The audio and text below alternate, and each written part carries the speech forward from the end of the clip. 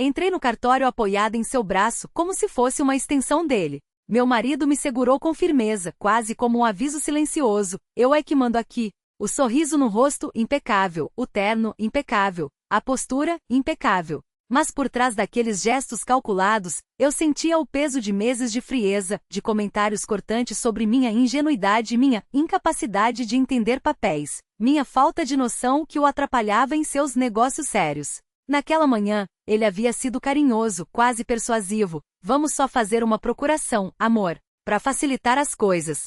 Se precisar assinar algo na minha ausência, você confia em mim, não confia? Como dizer não depois de quase 8 anos de casamento, uma filha e a ilusão de que, apesar de tudo, ele ainda era o homem em quem eu podia me apoiar. O notário, um homem de óculos e olhar cansado, deslizou os documentos sobre a mesa. Explicou onde assinar, qual linha, qual espaço.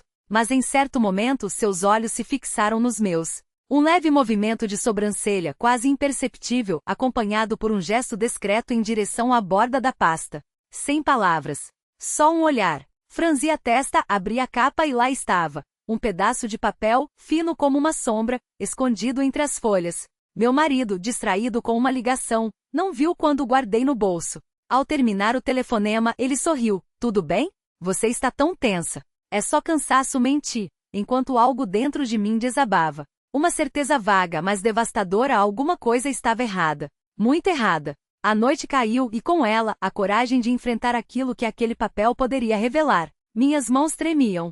E se fosse um engano? E se não fosse? Enquanto ele tomava banho, tirei a nota do bolso. A letra era apertada, escrita com pressão, como se cada palavra fosse um grito abafado. Corra! Seu marido está usando suas assinaturas para vender tudo o que é seu. Os documentos que você assinou já não são seus. Verifique. Não posso ajudar abertamente, mas não dá mais para ficar calado. O ar gelou. As paredes pareceram se fechar. Ele havia forjado minha assinatura. E eu, como uma tola, havia acreditado em cada palavra sua. Esperando o som da água parar, entrei em seu escritório. A porta, por um milagre, estava destrancada. Nos arquivos, entre cópias e contratos, encontrei o que já sabia que encontraria, minha assinatura em papéis que nunca tinha visto.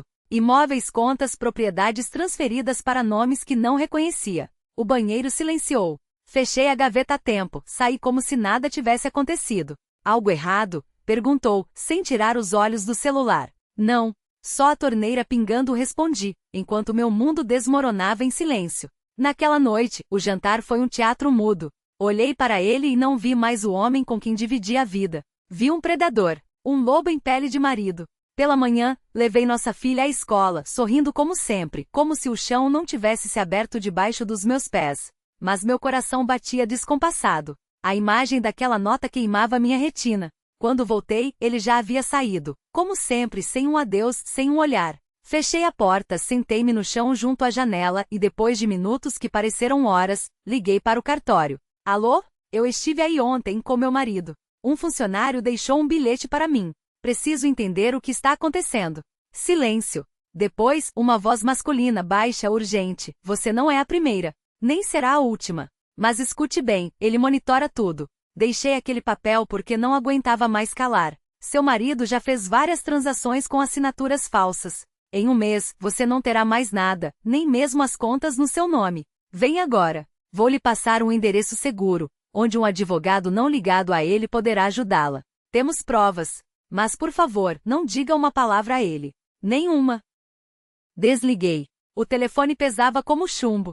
Troquei de roupa com mãos trêmulas e saí. Uma só certeza martelava minha cabeça. Não era apenas uma traição. Era um roubo. Um roubo da minha vida, da minha filha, do nosso futuro. 3 semanas depois eu estava em outro apartamento, aquele que meu pai, previdente, havia deixado em meu nome. A justiça havia bloqueado as transações fraudulentas. As acusações contra ele eram claras: falsificação, abuso de confiança, desvio de bens. Ele ligava, escrevia, ameaçava. Mas eu já não tinha mais medo. Durante anos ele viveu à custa da minha confiança, do meu silêncio. Agora esse silêncio se quebrava. Naquela tarde minha filha e eu fazíamos barquinhos de papel como quando ela era pequena. O sol entrava pela janela quente e limpo. Ela olhou para mim séria. Mãe, agora você respira de novo? Apertei sua mão. Sim, amor, agora sim.